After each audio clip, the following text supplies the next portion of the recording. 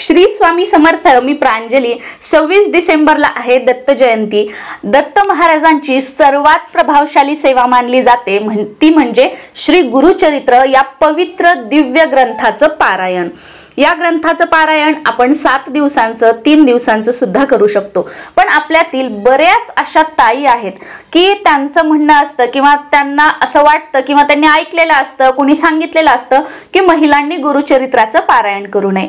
मग बऱ्याच वेळेला त्यांची इच्छा असते करायची, पण मनामध्ये कुठेतरी की मला घरातल्यांनी असं सांगितलं आहे, मी असं ऐकलेलं आहे आणि मी जर हे पारायण केलं तर काहीतरी माझ्याकडून चूक होईल का, काहीतरी चुकीचं होईल का, म्हणजे त्यांच्या मनात त्यांनी जे ऐकलेलं असेल त्या गोष्टी कुठेतरी नकारात्मक असतात. मग त्या काय त्यांच्या मनात येतं, पण त्या भीतीने त्या परत काय म्हणतात की नको नको करायचं नको. मग त्यांच्याकडून इच्छा असूनही गुरुचरित्र पारायणाची सेवा होत नाही.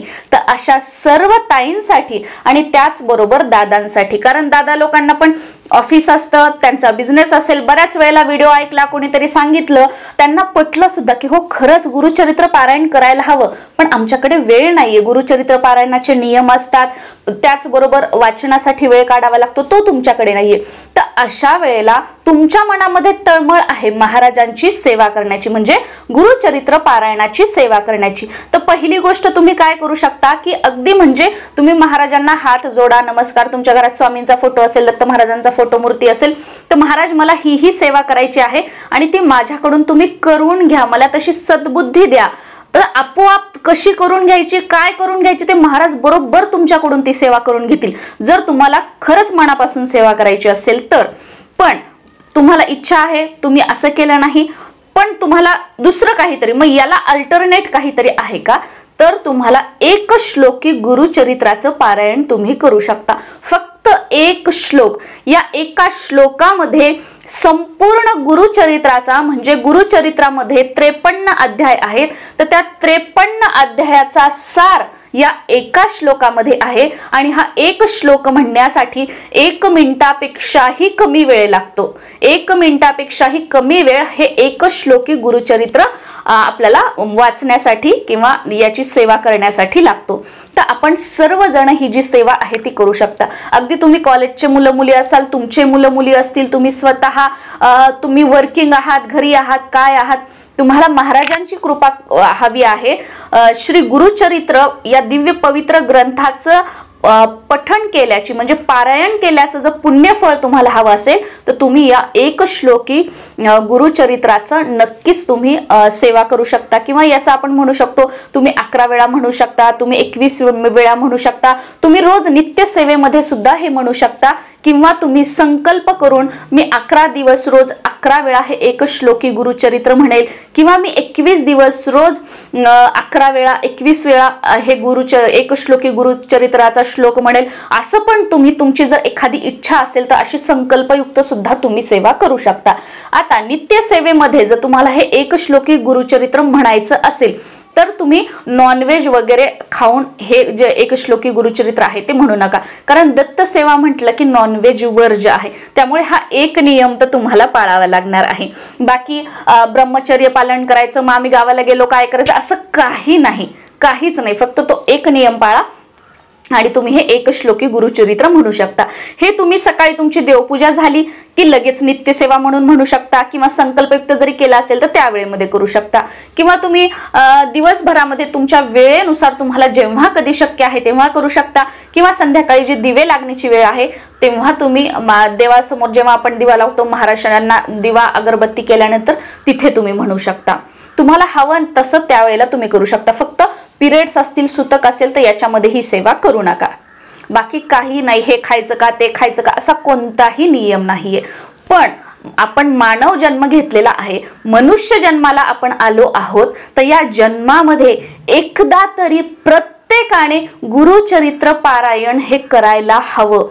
तुम्हाला नोकरीचा त्रास आहे, तुम्हाला नजर दोष बाधेचा त्रास आहे, तुमच्या घरात भांडणं आहे, तुमचा म्हणजे व्यवसाय चालत नाहीये, तुमच्या घरामध्ये आजारपण आहे, रोगराई आहे, तुमचा वाटेल तो प्रश्न असू द्या, तुमची वाटेल ती समस्या असू द्या, जर तुम्ही अगदी मनापासून दत्त महाराजांना शरण गेले आणि तुम्ही तुमच्या घरामध्ये जर गुरुचरित्र पारायण तुम्ही स्वतः केलं, तर जगामध्ये अशी कोणतीच समस्या नाहीये की ती सुटू शकणार नाही. पण एक गोष्ट महत्वाची की तो विश्वास हवा, ती श्रद्धा हवी. ज्या वेळेला मी पहिल्यांदा गुरुचरित्र पारायण केलं त्यावेळेला मला माहित नव्हतं की मी हे महिन्याला करेल किंवा एवढं मला या पारायणाचा माझ्यावर प्रभाव पडेल की मी हा ग्रंथ कधी म्हणजे याचं पारायण करणं सोडणार नाही. मी फक्त सहज वाचलं होतं, पण महाराजांनी मला त्यांच्यापासून या ग्रंथापासून दूर जाऊ दिलं नाही आणि तेव्हापासून माझ्या घरामध्ये प्रत्येक महिन्याला गुरुचरित्राचं पारायण होतं. आम्हाला जर 7 दिवसांचं शक्य झालं नाही तर आम्ही 3 दिवसांचं करतो, पण आमच्या घरामध्ये गुरुचरित्र पारायण होतं. मला वेळ नसेल, मला शक्य झालं नाही तर माझे मिस्टर करतात, पण आमच्या घरामध्ये गुरुचरित्र पारायण होतं. असं कधीच झालं नाही आणि ही महाराजांची कृपा आहे आणि तेवढी तळमळ आपली सुद्धा हवी. आमचा बरोबर कॅलेंडर बदललं, 1 तारीख आली की त्या दिवशी असतं ह्या महिन्यातलं गुरुचरित्र पारायण कसं करायचं, आणि ही दत्त महाराजांची कृपा आहे. बघा, हे सांगताना सुद्धा ना म्हणजे भावुक होतो, कारण हे आपण कितीही जरी ठरवलं ना मला करायचंय ते होत नाही. ज्या वेळेला महाराजांची इच्छा असते, महाराजांची कृपा होते, त्यावेळेलाच आपल्या हातून सेवा घडत असतात. त्यामुळे महाराजांना शरण जा. ज्या काही तुमच्या समस्या आहेत त्यांच्याशी भांडा, त्यांच्याशी बोला, त्यांच्याजवळ रडा, तुम्हाला वाटेल ते करा, पण त्यांच्या समोर करा. का? कारण महाराज कधीच तुम्हाला म्हणणार नाहीत काय रे तू रोज रोज रडगाणं लावतो. तुम्ही तुमच्या नातेवाईकांना सांगा, बहिणीला सांगा, आईला सांगा, शेजारणीला सांगा, ती 1 दिवस ऐकून घेईल, 2 दिवस ऐकून घेईल, 7 दिवस ऐकून घेईल, 8व्या दिवशी ती तुमच्या जवळ सुद्धा बसणार नाही. का बसणार नाही? या बाईचं एकच रडगाणं असतं. पण महाराज तुम्हाला असं कधीच म्हणणार नाहीत. तुम्ही महाराजांना भांडलात, महाराजांवर ओरडलात तर ते ऐकून घेतील, त्यांनाही त्याबद्दल तळमळ वाटेल आणि त्यातून बाहेर काढण्यासाठी ते तुम्हाला मार्ग दाखवतील. पण जे आपल्या आजूबाजूचे लोक आहेत, जे आपले असतील, दुसरे असतील, लांबचे असतील, ते लोक रडून ऐकतील आणि हसून सांगतील. त्यामुळे आपलं दुःख, आपल्या समस्या कोणालाही शेअर करू नका. तुम्ही ज्याही देवांना मानता, ज्याही गुरूंना मानता, त्यांच्याशी तुम्ही शेअर करा, नक्कीच तुम्हाला मार्ग मिळेल. पण असं नाही की मी आज सांगितलं, तुम्ही दत्त महाराजांसोबत शेअर केलं, परत तुम्ही कोणता व्हिडिओ बघितला, तुम्ही कृष्णांसमोर शेअर केलं, परत तुम्ही श्रीरामांजवळ, असं नाही. तुमची भक्ती, तुमची श्रद्धा, कितीही संकट येऊ द्या, कितीही अडचणी येऊ द्या, ते आपण एक आपलं म्हणजे आयुष्य जगण्याचा हा माझा मार्ग आहे आणि माझ्या मार्गात हे दुःख अडचणी मला आलेले आहेत आणि माझ्यासोबत महाराज आहेत, मला हे घाबरण्याची गरज नाही किंवा मला या संकटांचं काहीच वाटत नाही. हा विश्वास जेव्हा तुमच्या समोर असेल तेव्हा महाराजांची कृपा आपल्यावर होते. आपण काय करतो, मी 21 दिवस सेवा केली, मला तर काहीच अनुभव आला नाही, माझी सेवा पूर्ण झाली, माझं उद्यापन पण झालं, मला तर काहीच अनुभव आला नाही. ज्या वेळेला तुम्ही ही गोष्ट म्हणताय मला अनुभव आलेला नाही, त्यावेळेला तुम्ही स्वतः सांगताय की माझा महाराजांवर विश्वास नाही. ज्या वेळेला मी महाराजांची सेवा करतेय आणि मी जर म्हटलं की अरे मी तर 3-4 वर्षापासून गुरुचरित्र पारायण करते आणि एका दिवस मला आठवलं माझं हे काम झालं नाही, मग मी म्हणायचं का की नाही हे काही खरं नसतं? नाही, मला माहित आहे की माझं हे काम आज नाही झालं तर ते उद्या होईल. कारण का? ती गोष्ट माझ्या नशिबात नसेल आणि महाराज जे माझ्या नशिबात नाही ते मला आणून देतील, हा माझा महाराजांवर पूर्ण विश्वास आहे. जरीही ते माझं काम झालं नसेल तर हे तुमच्यावर 21 दिवस करता येतील. आजपर्यंत तुम्ही देवाचं कधी नाव घेतलं नाही, तुम्ही 21 दिवस आला, त्यांची सेवा करताय, तुमची त्यांच्यावर भक्ती नाही, तुमच्या मनात त्यांच्याबद्दल काही नाही आणि तुम्ही अपेक्षा ठेवताय की त्यांनी माझं हे काम एवढ्याच दिवसात केलं पाहिजे. का केलं पाहिजे? आपण जे देतो, तुम्हाला माहिती आहे ना की आपण शेतामध्ये मातीमध्ये जे आपण रोवू किंवा जे बीज आपण पेरू तेच उगवणार आहे. मग तुम्ही श्रद्धा द्या, तुम्ही भक्ती द्या. महाराज 21 दिवस सोडा, 1 तासात तुम्हाला अनुभव येतील, पण तुम्ही ती तळमळ तर दाखवा, तुम्ही तो विश्वास तर दाखवा, तुम्ही आतर्क्यतेने हाक तर मारा. तुम्ही 21 दिवस सेवा करताय आणि म्हणताय माझं काम नाही झालं.